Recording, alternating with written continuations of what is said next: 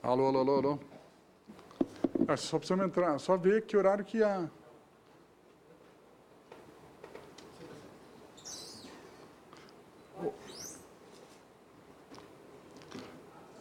Não há nada tão forte como uma ideia cujo tempo chegou. Victor Hugo. Olá, seja muito bem-vindo a mais uma edição de Educação e Debate. Esse programa que fazemos em parceria com a Comissão de Educação, a Frente Parlamentar de Educação, em parceria com a Comissão de Educação e também com a TV Câmara, onde trazemos assuntos referentes à educação, debates, discussões, importantes talentos da educação brasileira que trazem as suas contribuições aqui para melhorarmos a educação do nosso país. Agradecer muito, a parceria do deputado Danilo, ele que é o presidente da Comissão de Educação. Agradecer ao Eugênio, em nome de quem eu agradeço a toda a equipe da Comissão de Educação, agradecer a toda a nossa equipe pelo empenho que faz para poder viabilizar esses programas e dizer da nossa alegria de poder contar hoje com o Dr. Fernando Lousada, ele que é da nossa querida Universidade Federal do Paraná, ele possui mestrado em Psicologia, Neurociências e Comportamento pela Universidade de São Paulo, doutorado em Psicologia, Neurociências e Comportamento pela Universidade de São Paulo e pós-doutorado pela Harvard Medical School. Atualmente, ele é professor associado do Departamento de Fisiologia da Universidade Federal do Paraná. É membro institucional da Rede Nacional de Ciência para a Educação e do Comitê Científico do Núcleo Ciência pela Infância.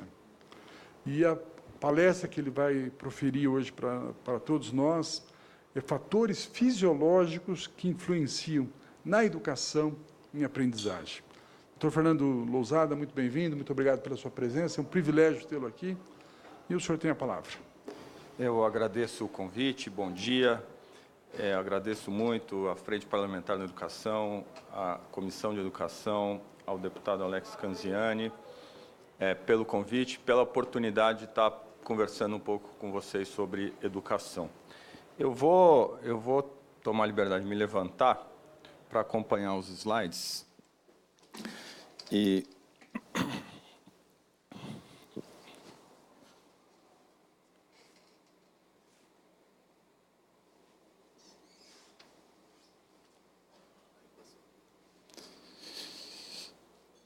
na verdade, o que eu vou tentar trazer aqui são algumas ideias que nós temos discutido nessa rede, a Rede Nacional de Ciência para a Educação, que é uma rede que congrega centenas de pesquisadores que tem o objetivo de aplicar a ciência na sala de aula. Não fazer educação científica, que é muito importante, mas fazer a translação do conhecimento científico para a educação. Isso é muito comum na área de saúde. A gente sabe que as pesquisas oferecem subsídios para as políticas públicas de saúde, para tratamentos. A ciência brasileira deu um excelente exemplo no caso da Zika, oferecendo respostas na epidemia da Zika, mas em educação isso é mais raro. Como a gente pode levar esse conhecimento que é produzido nos laboratórios de pesquisa para a sala de aula para melhorar a educação? E, particularmente, eu vou falar mais sobre um documento que a rede produziu, que é esse sobre os fatores fisiológicos que influem sobre a educação. Não é novidade para ninguém a posição pouco confortável que o Brasil ocupa na educação, nos rankings. Esse aí é o resultado do PISA, nós estamos lá atrás. Se isso aqui fosse futebol, nós estaríamos na série D do futebol, lutando para não ser rebaixados. Então, todos os esforços são necessários para a gente melhorar, para a gente sair dessa posição. Se nós olharmos com mais detalhes, o desempenho do Brasil ele está muito abaixo da média da OCDE e muito mais abaixo dos 10 países líderes. Está certo que houve uma pequena melhora nos últimos anos, mas essa melhora é insuficiente para nos colocar em níveis mais elevados. Então, se nós formos olhar para a inflexão dessa curva, a gente não vai chegar lá. A gente tem que fazer algo mais para conseguir alcançar esse nível de educação. E como é que a gente faz isso? Não com essa política educacional atual, conservadora, a gente tem que pensar em novas maneiras, em aumentar recursos. Será que se a gente fizesse um esforço, vontade política, mais recursos? Mas o que a gente tem defendido é que se nós conseguirmos viabilizar e levar a ciência para a educação, essa curva, essa inflexão vai mudar e talvez em 2030... mas os outros países também vão crescer. Talvez em 2040 a gente consiga levar o Brasil a patamares próximos da média da OCDE. Então, essa é a nossa preocupação. Como é que a gente pode pensar na ciência fornecendo subsídios para a educação? E, particularmente, eu vou falar sobre aspectos biológicos. A gente sabe que a aprendizagem é complexa, envolve fatores psicológico, estrutura familiar, formação de professores, mas hoje eu vou falar de algo mais relacionado à biologia e tentar mostrar para vocês que alimentação, atividade física e sono são mais importantes do que a gente imagina. Não é possível nós pensarmos numa educação justa, numa educação igualitária, falarmos em meritocracia se nós não pensarmos em oferecer condições adequadas de alimentação, atividade física e sono para as nossas crianças, para os nossos estudantes. É claro que eu vou fazer isso da perspectiva de um neurocientista. Eu sou um neurocientista. O que a gente faz é olhar para o cérebro, entender o que está acontecendo durante o desenvolvimento, entender o que está acontecendo quando a gente não aprende, e a partir daí vou trazer algumas sugestões de políticas públicas para a gente poder dar esse salto que a gente precisa. Então, atualmente, nas últimas décadas, muitas técnicas surgiram para a gente poder estudar o cérebro, olhar para o cérebro, e essas técnicas nos permitem, por exemplo, responder essa pergunta. O que acontece no cérebro quando a gente aprende? Que mudanças estão acontecendo quando a gente aprende? E, para isso, eu vou usar essa imagem. Nós estamos na Comissão de Educação, não estamos na Comissão de Meio Ambiente, mas vamos fazer de conta que nós estamos diante dessa mata. Outro dia eu mostrei essa imagem e alguém falou, isso parece um brócolis. Eu não acho, parece uma mata. Ou façam de conta que é uma mata, né? É uma mata, vamos construir trilhas nessa mata para cuidar dela. Ao construir trilhas, talvez a gente perceba que ao longo das semanas e dos meses nós não conseguiremos percorrer todas as trilhas. Aquelas que a gente percorre ficam mais largas, ficam mais grossas, assemelham-se a estradas. Aquelas que a gente não percorre vão desaparecendo, e depois de um tempo a nossa mata ficou desse jeito ou desse jeito. É isso que acontece no cérebro durante o desenvolvimento. As trilhas são as conexões estabelecidas entre os neurônios, e ao longo do desenvolvimento, esses neurônios podem fortalecer suas conexões, mas também perdê-las. Mas eu achei que aprender era só formar e fortalecer conexões. É também, mas é perder conexões. A gente nasce com mais conexões do que nós temos na vida adulta. Então, quem é que esculpe isso? São as interações sociais, são as interações em casa, as interações familiares, mas isso só é possível se nós tivermos condições adequadas de alimentação, atividade física e sono. Então, eu estou falando das conexões, e essa é uma outra maneira de representar isso. Cada bolinha representaria um neurônio. Vamos lembrar que nós temos dezenas de bilhões de neurônios. Esses neurônios estabelecem milhares de conexões. Cada vez que eu faço alguma coisa, que eu penso em alguma coisa, eu ativo um grupo de neurônios que a gente chama de rede neural. E eu, ao ativar essas redes, depois de algum tempo, eu as fortaleço. Então, se eu ativo um mesmo grupo de neurônios, depois de um tempo eles ficam com suas conexões fortalecidas, e é assim que a gente esculpe o nosso cérebro. Então, cada cérebro fica com uma arquitetura. Então, isso, a gente fala bastante de plasticidade neural, mas hoje a gente conhece, sabe que a plasticidade é muito maior, e é maior para o bem e para o mal. A primeira infância, por exemplo, a plasticidade é enorme, é um período de oportunidades, de construção dessa arquitetura, mas ao mesmo tempo é um período suscetível. Plasticidade significa vulnerabilidade. Se nós estamos mais plásticos, nós estamos mais vulneráveis, e quais são os períodos mais vulneráveis, a primeira infância e a puberdade. Então, a gente tem que se preocupar ainda mais com o que está acontecendo nessas duas etapas da vida, porque o cérebro está mais plástico e mais suscetível, mais vulnerável, por exemplo, na primeira infância, à violência, à negligência, a maus tratos. Isso deixa marcas físicas no cérebro. Então, eu estou me referindo a isso, aos neurônios e às conexões estabelecidas por eles. E há uma série de eventos que ocorrem ao longo dos anos. Esse quadrinho mostra ali o nascimento e uma série de eventos que acontecem, a gente já conhece com detalhes esses eventos, e o que eu vou trazer para vocês é alguns exemplos de como alguns fatores biológicos são capazes de alterar esse desenvolvimento. Então, por exemplo, esse dado foi publicado há poucos anos na revista Nature, quando uma publicação sai na revista Nature, em geral ela traz bastante impacto, e vejam só, no eixo de X está mostrando os anos de educação parental, no eixo Y, a superfície, a área de superfície do córtex cerebral. Vejam que quanto maior a educação parental, maior a superfície do córtex cerebral. Mas o que uma coisa tem a ver com a outra? Quais são os mediadores disso? Porque uma educação parental maior tem influência na estrutura do cérebro. Porque a educação parental maior oferece melhores condições de desenvolvimento, de alimentação, de atividade física e assim por diante. Então a gente começa a ver que essas condições afetam a estrutura cerebral. Aqui um outro dado semelhante também, essas 3 linhas são linhas nas quais foram divididas, as crianças foram divididas em nível socioeconômico, e a gente vê que maiores níveis socioeconômicos significam maior volume do córtex cerebral.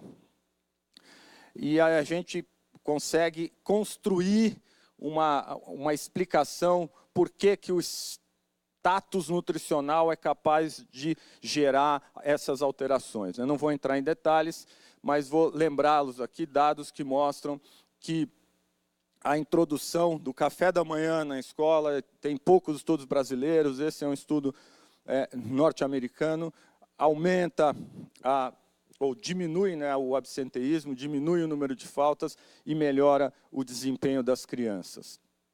E hoje a gente já conhece, a gente fala-se bastante em epigenética, a gente já sabe como essas condições afetam o próprio funcionamento genético, isso pode inclusive ser transmitido ao longo das gerações.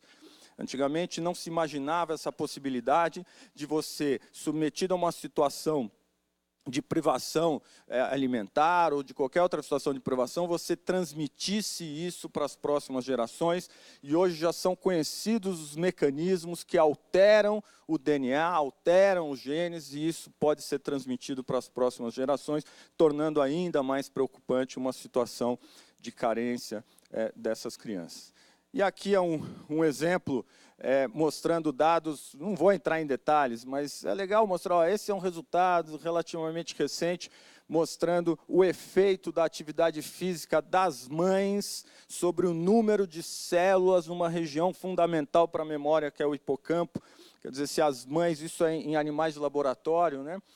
Se as mães fazem atividade física, a sua prole nasce com mais células numa região importantíssima para a memória, que é o hipocampo, com mais fatores neurotróficos, que são fatores que estimulam o crescimento neuronal. Então, o BDNF é um fator neurotrófico bastante estudado, e se as mães fazem atividade física, as crianças têm mais esses fatores neurotróficos, né? E isso resulta, por exemplo, aqui é um trabalho também publicado na Nature, mostrando a relação entre capacidade aeróbica, então capacidade física, e desempenho em matemática. Então, se a capacidade física é maior, isso não se reflete apenas na força, na capacidade física, mas na capacidade intelectual, por exemplo, no desempenho de matemática. E há inúmeros trabalhos mostrando isso. Eu vou agora só falar um pouquinho sobre o sono. Pois não. Esse aqui? Esse aqui? Oi? Então, essa figura mostra, que a luzinha aqui não está funcionando, a capacidade aeróbica dos alunos e o desempenho na esquerda de matemática e à direita de leitura. E o que essa linha mostra? Quanto maior a capacidade aeróbica, melhor o desempenho em leitura e melhor o desempenho em matemática, mostrando a importância da atividade física, não só para o desempenho físico, para a saúde física, mas para o desempenho cognitivo, para a aprendizagem, né?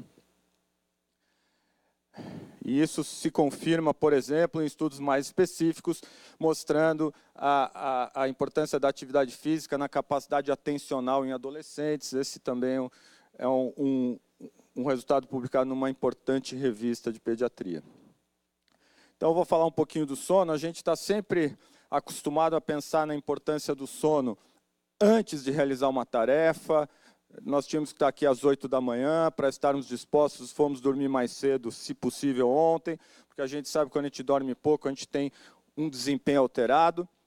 Mas o que é mais novidade, o que é mais recente vindo da ciência, é a importância do sono depois da realização da tarefa. O sono é fundamental para consolidar aquilo que foi aprendido. Então, quando eu mostrei para vocês aquela ativação daquelas redes de neurônios durante o sono, essas redes são reativadas, contribuindo para a consolidação daquilo que a gente aprende. Então, a gente não tem que se preocupar apenas com alimentação, apenas com atividade física, mas tem que se preocupar com o que a gente está fazendo com o sono dos nossos alunos.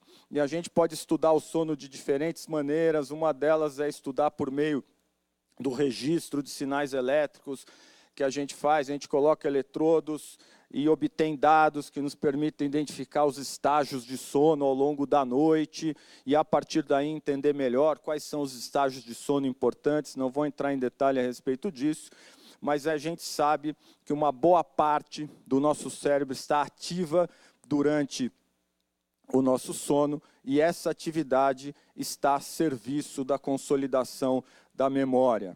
E uma das áreas que não está ativa durante os sonhos e o sono são essas áreas mais frontais aqui, que são fundamentais para a nossa consciência, para a nossa regulação emocional.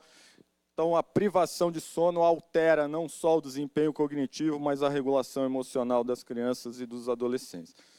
Só para dar um exemplo, porque se a gente falar o sono é importante, então quanto que a gente tem que dormir, mas não é só o quanto, é o quando. Porque a gente respeita muito, ou tenta respeitar as diferenças individuais, então vamos olhar para as diferenças individuais do sono. Isso aqui é um exemplo das diferenças. A gente estuda o sono dos nossos voluntários, dos estudantes, das crianças, dos universitários, com esse aparelho, que é semelhante, usado como um relógio, um acelerômetro, e ele registra a atividade. Parece complicado, mas não é. São 2 registros, o de cima e o de baixo, cada linha é um dia, e aqui estão... Esse outro, será que funciona a luzinha? Cada linha, e a gente vê a linha, é o meio-dia, 18 horas, meia-noite, 6 da manhã, e a gente consegue ver no registro de cima. Quando está pretinho, a pessoa está acordada, né? Deixa eu, só para ajudar vocês a enxergar. Então, aqui está meio-dia, 18 horas, meia-noite, 6 da manhã. Quando está pretinho aqui, a pessoa está mais ativa, está acordada. Ela dormiu aqui, acordou, dormiu, acordou. Então, a gente consegue identificar. Claro que tem um algoritmo, um software que faz essa avaliação, mas a gente consegue ver que esse aluno aí de cima, ele acordou por volta das 6 da manhã, praticamente todos os dias, e ele fez isso nas férias. Acreditem, tem pessoas que nas férias continuam acordando às 6 da manhã. Bem diferente desse de baixo. Se vocês procurarem aqui, à meia-noite está aqui, esse aluno vai dormir às 6 da manhã nas férias. Eles têm um fuso horário aqui de 12 horas. E essas diferenças, ao contrário do que se pensava antigamente, que eram diferenças fruto apenas do costume, dos hábitos, da falta de limites ou dos limites, essas diferenças têm muito a ver com a regulação dos nossos relógios biológicos e com diferenças genéticas. O pessoal passou a levar isso mais a sério quando o Prêmio Nobel de Fisiologia e Medicina foi dado no ano passado para esses 3 pesquisadores que estudaram esses genes. Eles começaram estudando esses genes nas moscas, nas drosófilas. Esses genes são muito parecidos com os genes da espécie humana. Então, diferenças genéticas explicam essas diferenças de sono e de preferência dos horários. Eu não preciso nem perguntar para vocês qual desses dois tem mais dificuldade para estar, por exemplo, assistindo essa sessão às 8 da manhã, ou estar atento às 7h30 da manhã. Então, essa parcela de estudantes sofre muito mais. E quando a gente olha para o desempenho acadêmico desses estudantes, ele é menor. Então, a gente precisa se preocupar com isso. Não dá para todo mundo assistir a aula às 7h30 da manhã. Claro que quem tem facilidade, é a mesma coisa para essa comissão. Quem tem facilidade está aqui e acha o colega, pô, mas o colega sempre chega atrasado, mas muitas vezes ele chega atrasado porque ele tem muita dificuldade para acordar. Então a gente tem que olhar para as necessidades de sono ao longo da vida, ela diminui. Então, o intervalo azul são as necessidades médias para cada faixa etária. E aqui um dado óbvio, né? Se a gente olhar para as necessidades do adolescente, precisa dormir entre 8 e 10 horas, vamos estabelecer 9, então, se ele tem que acordar às 6 da manhã, ele tem que ir para a cama às 9 da noite. Alguém conhece algum adolescente que vai para a cama às 9 da noite? Mas ele tem que acordar às 6, porque a aula começa às 7, às 7h15. Não é viável. Esses adolescentes são privados de sono, isso tem reflexo. E essa preocupação, ela já está na comunidade internacional. Esse aqui é um documento do CDC. O que é o CDC? O CDC é o Centro de Controle de Doenças e Prevenção da Saúde dos Estados Unidos. Olha só o que eles falam. Eles falam dessa situação e embaixo eles colocam quais são as consequências. Aumento de peso, sedentarismo, depressão, aumento de risco de envolvimento com uso de drogas ilícitas e diminuição do desempenho acadêmico. Quando a gente fala isso, as pessoas falam, não, mas isso é muito catastrofísico, não é bem assim. Bom, o conhecimento científico dá respaldo para tudo isso. Então, por isso que os pediatras norte-americanos publicaram esse documento em 2014, falando o quê? As aulas não podem começar antes das 8h30 da manhã, porque a gente tem que deixar os estudantes dormir. Isso virou lei na Califórnia. Virou lei. Isso aqui virou lei, é bastante discutido, mas virou lei. Um senador da Califórnia criou uma lei. As escolas não podem começar a aula antes das 8h30 da manhã, porque a gente tem que oferecer essas condições para as crianças. Eu não estou dando uma ideia para vocês, não. Talvez esteja, né? Quem sabe. Porque isso é bastante complexo, porque isso envolve toda a comunidade. Quando a gente convence algumas escolas, a gente tem falado muito para professores, para secretários de educação, eles falam, vamos mudar. Calma, tem que avaliar, tem os pais, a comunidade, todo o serviço de transporte. Mas vejam, os norte-americanos já mostraram, inclusive, esse livro publicado no passado, foi a análise econômica das mudanças de horários que ocorreram em muitos estados norte-americanos. E eles mostram que isso trouxe uma economia. Economia porque eles avaliam o aumento do desempenho acadêmico, a economia com problemas de saúde e assim por diante. Então, eu tenho proposto qual seria a escola ideal. Hoje, não faz mais sentido nós pensarmos na necessidade das crianças, dos alunos, permanecerem o tempo todo juntos. Os espaços de aprendizagem mudaram, nós temos possibilidade de interações virtuais, de trabalhos em grupo, de desenvolvimento de metodologias ativas que não exigem todos juntos ouvindo o professor falar. Então, a nossa proposta é que essa escola, obviamente, ofereça alimentação e atividade física nas condições ideais, ofereça espaço e tempo para a sesta das crianças, ao menos até os 6 anos de idade. E vamos dar um exemplo aqui de uma escola que é proposta, um novo ensino médio, uma escola que tenha 7 horas de duração. Você pode criar, das 9 às 14, todos ficam juntos. O aluno pode escolher chegar às 7, ele vai embora às 14. Ou ele chega às 9 e vai embora às 16. Essa mudança, só essa mudança já atenderia às necessidades de sono daqueles que têm mais dificuldade para chegar na escola, eles chegam mais tarde. Ah, mas eles não vão estar juntos? Claro que não, existe uma proposta de flexibilidade do currículo, nem todo mundo vai fazer a mesma coisa ao mesmo tempo. Então a gente tem... Ah, mas tem que ser rígido assim? Obviamente que não, isso aqui é um exemplo de como a gente precisa, assim como o mundo corporativo está fazendo, a gente precisa flexibilizar os nossos horários. Então, eu queria só apresentar algumas sugestões que a gente apresenta naquele documento que eu mostrei para vocês. Algumas são óbvias, mas infelizmente não acontecem em todas as escolas brasileiras. Primeira, prover o sistema escolar com condições adequadas para oferecer merenda de composição consistente, principalmente no café da manhã. Prover as escolas do ensino fundamental com atividades de horta e jardinagem. Já está demonstrado que crianças que trabalham com horta e jardinagem desenvolvem hábitos alimentares mais saudáveis. Prover as escolas com equipamentos de atividade física e dotá-los de corpo docente especializado nessa área. Então, quando a gente vê a reforma do ensino médio e vê a proposta de tornar a atividade, a educação física optativa ou tirar dos currículos, isso me dá arrepios. Não pode ser, isso é desinformação. Porque quem está informado jamais vai tirar a educação física do currículo. Muito pelo contrário, o que a gente está propondo é que se inclua uma grade de ao menos 60 minutos de atividades diárias orientadas por profissionais de educação física. Em Curitiba, no nosso estado, o prefeito está propondo que não é necessário um professor de educação física, que as professoras do ensino fundamental 1 podem desenvolver atividades com as crianças, atividades físicas. Não, de jeito nenhum, nós temos profissionais formados para isso. E viabilizar alterações na grade horária que permitam, em regime de tempo integral, iniciar as atividades matinais às 8h30 em todas as séries. Assim como prover condições para a cesta após o almoço para as crianças de educação infantil e ensino fundamental. Esse é o nosso sonho de políticas públicas, para começar a viabilizar, a garantir a alimentação, atividade física e sono adequado para todas as crianças. Para quem tiver interesse em ler mais sobre esses assuntos, a gente tem publicado alguns artigos de divulgação, depois eu posso enviar para vocês, posso enviar para o Felipe passa para vocês.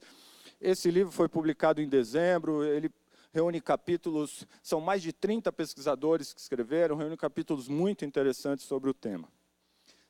Obviamente, eu não poderia deixar, antes de finalizar, de falar da nossa preocupação. Esse slide eu peguei do site, você quer que volte?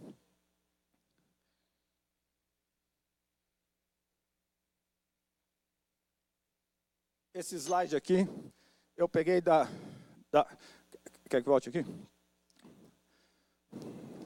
Eu peguei do site da Câmara, mostrando o que está acontecendo com o financiamento na pesquisa no país. É algo muito preocupante. Nas últimas 2 décadas, o Brasil formou milhares de doutores. Boa parte desses doutores foram contratados por universidades públicas que têm uma estrutura de pesquisa. Então, nós temos recursos humanos altamente capacitados para fazer pesquisa, mas não temos insumo, não temos verba para continuar fazendo pesquisa. Tenho certeza que os senhores e as senhoras sabem disso, mas eu queria lembrá-los que a situação é crítica. Atualmente, então a analogia é a seguinte: empresário nenhum montaria uma empresa, uma indústria, contratando os melhores engenheiros, os melhores projetistas e não daria os insumos, a matéria-prima para aqueles trabalhos. É isso que está acontecendo no Brasil. As universidades têm mão de obra altamente capacitada. O deputado Alex Canziani falou que eu fiz o pós-doutorado em Harvard, financiado pelo governo brasileiro. Fiz o meu pós-doutorado lá e agora nós não temos condições de fazer pesquisa por falta de verba. O CNPq, que é o principal órgão de fomento, está sem dinheiro para pagar os projetos aprovados de 1 ano, de 2 anos atrás. Muitos colegas têm de tirar dinheiro do bolso e outro dia eu tomei conhecimento de algo que me impressionou. Um colega de uma universidade federal fez um financiamento bancário para continuar, conseguir concluir os seus projetos de pesquisa. Tenho certeza que vocês, deputados, vocês, senadores, vocês não tiram dinheiro do bolso para trabalhar. Tenho certeza disso. Então, eu gostaria que, na minha opinião, eu acho que não está havendo sensibilidade, para não usar o termo omissão, em relação a esse grave problema. País nenhum vai dar um salto no desenvolvimento com essa curva de investimento em ciência. E vejam que os números não são tão altos. São quantos bilhões? São alguns bilhões. E aí nós, nas universidades, sem dinheiro para trocar uma lâmpada, a gente é obrigado a ouvir que é 10 bilhões para cá, 20 bilhões para lá, 50 bilhões para lá. Isso realmente, eu acho que gostaria de contar com o apoio de vocês para que a gente pudesse mudar essa situação. Muito obrigado pela atenção.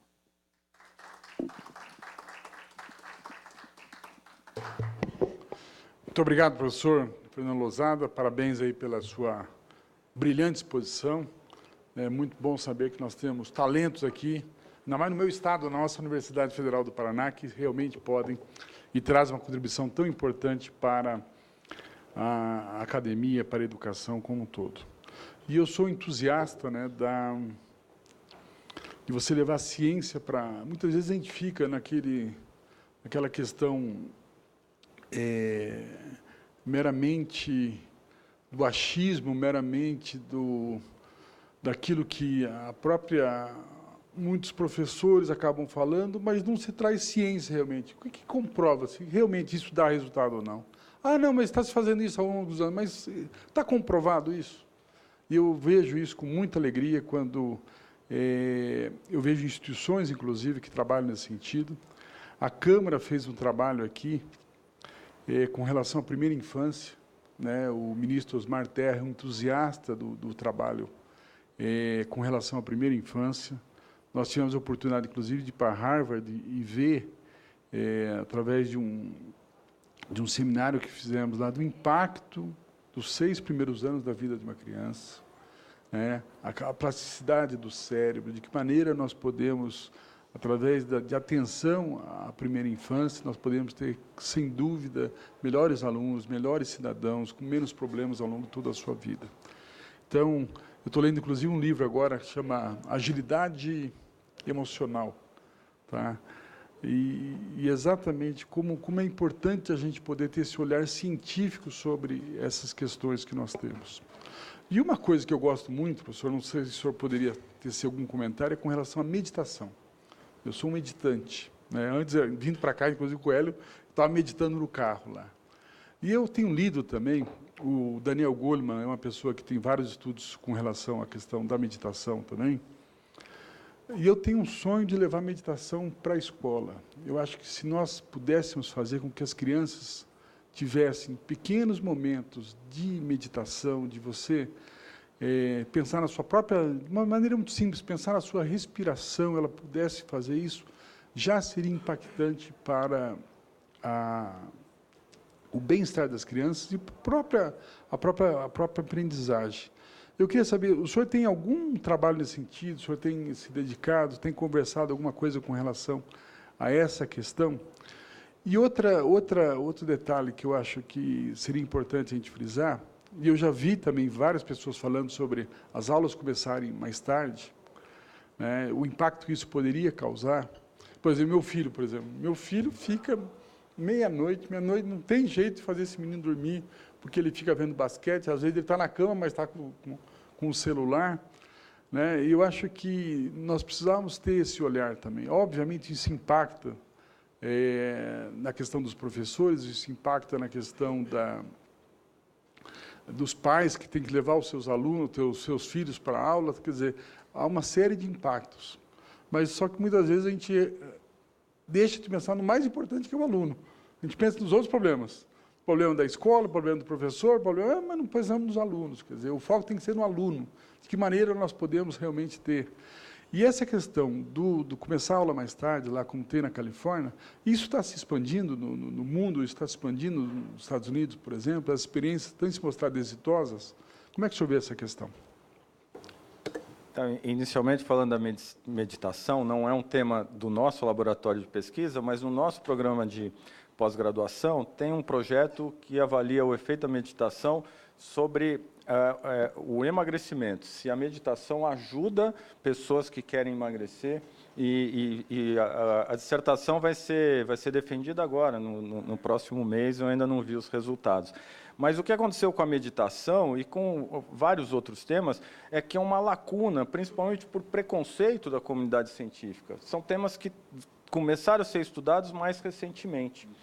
Mas há, sem dúvida nenhuma, resultados interessantíssimos, porque a meditação ajuda na regulação emocional, no controle inibitório, na capacidade que a gente tem de refletir, de pensar, a gente se torna menos impulsivo. Então, eu não tenho dúvida da importância disso. A minha única preocupação é como a gente vai conseguir capacitar os profissionais, os professores, para que isso chegue na sala de aula. Sobre o sono, já é praticamente consenso na comunidade internacional essa questão dos horários escolares. O que acontece é que, em muitos países europeus, as aulas já começam, ou já começam há algum tempo, no passado já era assim, às 8h30 da manhã, às 9 da manhã. Mas há experiências em Israel, na Inglaterra, na Itália, nos Estados Unidos, mostrando que o atraso no horário de início das aulas, 40 minutos, 1 hora, tem muitas experiências e bem-sucedidas em relação a esse atraso no horário de início das aulas. É isso que nós temos defendido, que isso seja feito aqui no Brasil. Já estou conseguindo convencer algumas escolas a adotar os horários flexíveis. Vamos ver se nos próximos anos a gente tem mais novidades a respeito. E quando você falou, concordo, né, a gente às vezes não se preocupa com o principal envolvido, que é o aluno. Claro que a gente tem que se preocupar com a logística. E nos Estados Unidos o convencimento foi muito mais pelo custo. Tem um dado norte-americano, é difícil saber como se chegou a ele, mas quais são os prejuízos da privação de sono, não só para os estudantes, para os adultos, acidentes de trabalho, aumento de problemas de saúde, absenteísmo, danos materiais causados por acidentes. E esse número nos Estados Unidos é de 100 bilhões de dólares por ano. Então, quando você fala, vamos fazer as pessoas dormirem mais, porque a gente vai economizar 100 bilhões de dólares por ano, isso já resolveria parte do rombo do Brasil, né? Se entrar 100 bilhões assim, por ano, acho que faria bem. Então, talvez, nos Estados Unidos, o convencimento foi mais pela questão econômica, mas é claro que entra aí o ganho, o benefício acadêmico, o benefício cognitivo, né? Perfeitamente. Agradecer também a presença do deputado Edmilson Rodrigues aqui. Muito obrigado, deputado, pela sua presença. Nós estamos... a TV Câmara nos pediu para encerrar daqui a pouco, então nós vamos fazer um encerramento e depois nós continuamos pela internet aqui. Aviso. Então vamos continuar, então. Gostaria de saber se alguém gostaria de fazer alguma questão, só se identificar, por gentileza, só para a gente poder... Pois não. Bom dia. Parabéns para a palestra, professor. Obrigado. Meu nome é Carolina Ribeiro, eu sou da consultoria legislativa daqui da Câmara, na área de educação, cultura e esporte também. Gostaria de fazer uma observação. A questão do horário, eu tenho a opinião de que mais determinante é você ter uma escola, né, de tempo estendido, de tempo integral. Não tanto que horas ela começa. Essa questão do horário mais tarde, a gente vê muito no hemisfério norte, mas eles amanhece mais tarde, escurece mais cedo, não é? Aqui no hemisfério sul, a gente já está o sol brilhando bem cedinho. Mas, em Curitiba, enfim, não, hein? Mas, enfim, você ter a tranquilidade de entregar o seu filho, ele passar por toda uma etapa de alimentação, de atividade física, de aula, e voltar para casa com essa etapa resolvida, para se distrair, para socializar, enfim. Essa questão de horário de aula de 4 horas, aquela pressa porque não vai ter o almoço na escola, e aí a mãe tem que levar mais cedo, porque ela tem que chegar ao trabalho mais cedo. A questão do transporte no Brasil. Então, assim, eu vejo assim, com muita preocupação como é que a gente realmente, enquanto a gente não organizar uma escola com horário estendido, diante da realidade social que a gente tem, dos problemas de transporte que a gente não vai conseguir. Eu fiquei muito mais preocupada quando o senhor falou das consequências da alimentação, de tudo, para as gerações que vêm. A questão da mudança do DNA, a questão da influência da mãe quando está gestando. Então, assim, Realmente isso é muito importante. Outra questão é que nós temos aqui na Câmara o PL 982, de 2011, que foi apresentada pelo deputado, na época ele era deputado, hoje ele é senador Romário, que justamente tem essa preocupação de determinar que os professores sejam licenciados em educação física, certo? Inclusive na educação infantil, no Fundamental 1. Esse projeto está na Comissão de Educação, mas enfrenta uma resistência enorme no MEC. Desde 2011 está lá. Você vê o tamanho da resistência. Então, a proposição legislativa existe. Basta ver se a gente consegue evoluir com ela. Era isso que eu tinha para falar. Muito obrigado. Tá, muito obrigado pela, eu concordo. participação. Muito obrigado pela sua colocação. Eu concordo plenamente. A escola ideal é a escola integral. Mas talvez essa ideia de que no Brasil, claro, em algumas regiões equatoriais, próximo do Equador, no Nordeste, o sol nasce cedo, mas no Rio Grande do Sul, em Curitiba, no inverno, 6 da manhã, ainda está escuro. Então, realmente, eu acho que traria benefícios e essa flexibilidade, a escola integral com uma flexibilidade, porque todos têm que chegar na escola exatamente no mesmo horário, né? Vamos respeitar um pouco essas diferenças, mas eu concordo, as outras colocações, concordo com você. Professor Edmilson. Obrigado, deputado Alex. Eu dei uma entrevista agora na Rádio Câmara sobre um tema até que tem alguma relação, mas que é novo e não há nem projetos aqui, iniciativas muito direcionadas, que é políticas para o envelhecimento da comunidade LGBT. Então, vai iniciar um seminário, já o 15º, né? E eu sou um dos proponentes, né? E, por isso, perdi a sua palestra. Eu penso assim, nós temos alguma dificuldade por sermos um país continental, né? Quando a colega falava, o senhor falou, mas em Curitiba não, né? Realmente, na minha cidade, ou no Belém, em regiões do norte, dia e noite são de 12 horas quase, né? Em Belém é de 12 minutos a diferença. Então, nós temos sol desde cedo, né? Para nós é estranho chegar numa cidade como Curitiba, Florianópolis, e lá pelas 8 horas ainda ver a luz do sol em certos períodos do ano, não é? Jamais você vai ver isso em Belém. 6 horas é hora de, realmente, ponto final à tarde, né? A noite inicia. Eu creio que isso não é tão considerado, e a sua palestra ela orienta, porque é uma informação de base científica que pode ajudar na formulação de políticas. Mas nós temos dificuldades porque, num país continental, por exemplo, o período de férias é padronizado nacionalmente, né?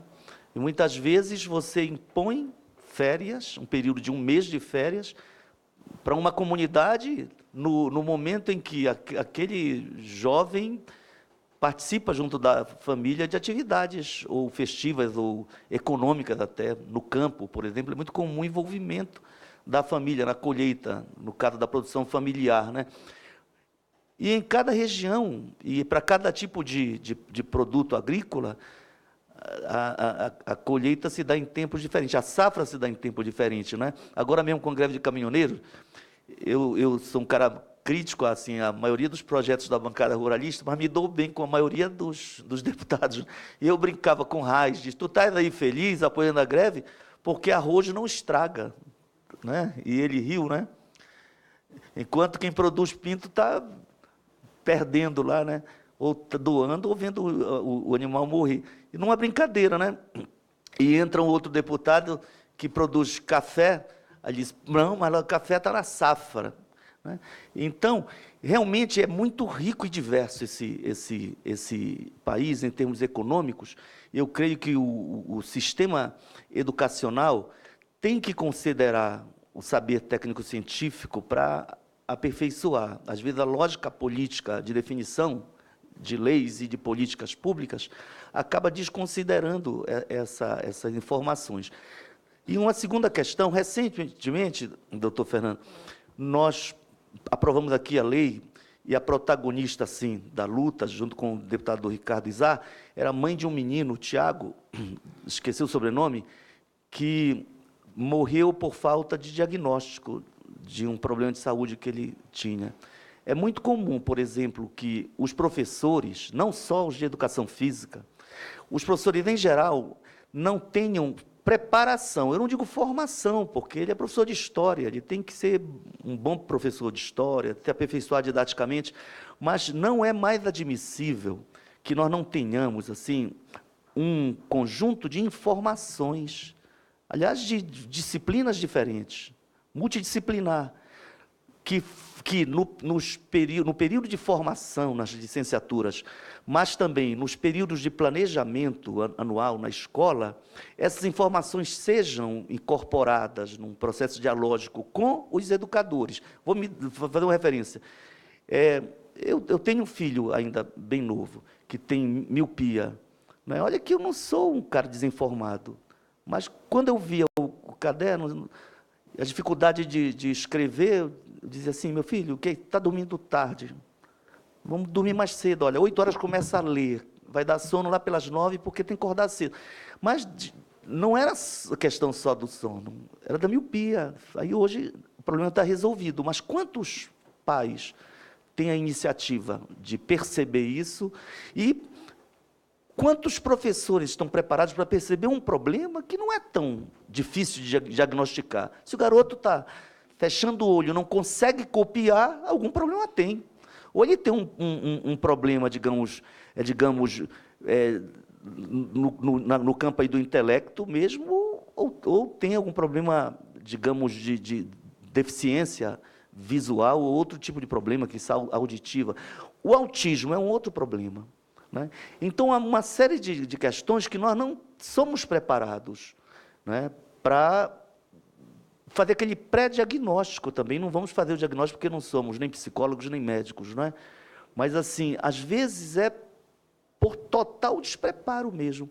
E eu creio que no que eu pude pegar, vou ter acesso à íntegra da sua palestra, mas, assim, nos fornece esses elementos para pensar, quem sabe, uma ampliação da lei que aqui foi aprovada, mas que nós coloquemos porque eram primeiros socorros. Você vê uma criança no chão, às vezes se batendo e espumando pela boca, né? E ela tem um problema neurológico e não sabe como agir, porque não teve preparo para primeiros socorros. Não é? Agora, e o autismo, se não for diagnosticado logo? Né? E, muitas vezes, um problema que pode ser até pré-diagnosticado como autismo, ser um problema realmente fisiológico ligado ao déficit do sono. Né? Então, acho que são temas importantes. Eu queria parabenizar aqui pela palestra, pelo seminário, pela audiência, né? Que são colaborações desse tipo que nos ajudam a qualificar também a ação parlamentar e as políticas públicas. Obrigado. Muito obrigado, deputado Edmilson. Doutor Cid, não quer o Euclides? Não, perde. Não. Agora, tá? Tá. Bom dia, parabéns aí, gostei muito. Meu nome é Euclides, eu sou do Ministério do Trabalho. Uma pergunta assim que habita aqui a minha cabeça há muito tempo. Nesses estudos, né, da neurociência, o senhor conseguiu identificar alguma coisa? Por que ele tem mais habilidade para a área de humanas e o outro para a área de exatas? Assim, o caso do meu filho, ele, né, para a área de humanas, ele dá um passeio. Na área de exatas tem isso já apareceu na sua pesquisa? Tem alguma resposta para isso? Obrigado. Essa pergunta é altamente complexa, né? Da onde vêm as nossas motivações? Na verdade, eu acho que a gente tem que encarar o seguinte: a gente nasce com um cérebro que já é diferente. Um cérebro é diferente do outro.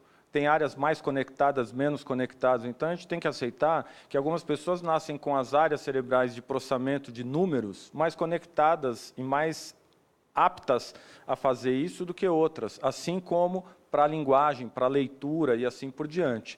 Então, a gente já nasce com algumas predisposições, mas o ambiente é essencial para esculpir aquilo. Então, hoje, diante das evidências da plasticidade cerebral, eu até refuto um pouco essa ideia, você já nasce com esse problema, você nasce com descalculia, com dislexia, com TDAH.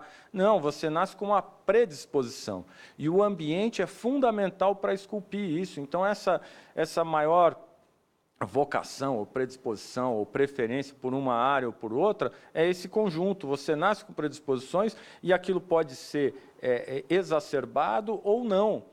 E isso tem muito a ver com a sua experiência emocional nos primeiros anos de vida, com a sua experiência com leitura, com história ou com matemática, e isso acaba sendo muito importante. Então, não existe algo único, isso não é genético, tal, mas é uma interação entre como você nasce e o que aconteceu com você ao longo da vida e principalmente nos primeiros anos de vida. Isso acaba sendo decisivo.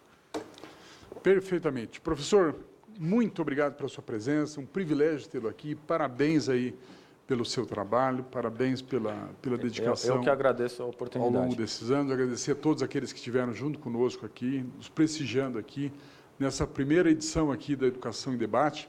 Vou lhe passar aqui, todo ano nós fazemos um evento onde nós, através desse trabalho aqui com a CNC, nós entregamos as palestras do ano anterior. Então, no próximo ano, nós teremos a sua palestra aqui também. Então, de lhe dar aqui, muito obrigado pela sua presença, agradecer ao Eugênio, agradecer a nossa equipe aqui, o Felipe, né? E a todos aqui da nossa equipe e a presença de todos vocês, a nossa TV Câmara. Muito obrigado e até uma próxima oportunidade.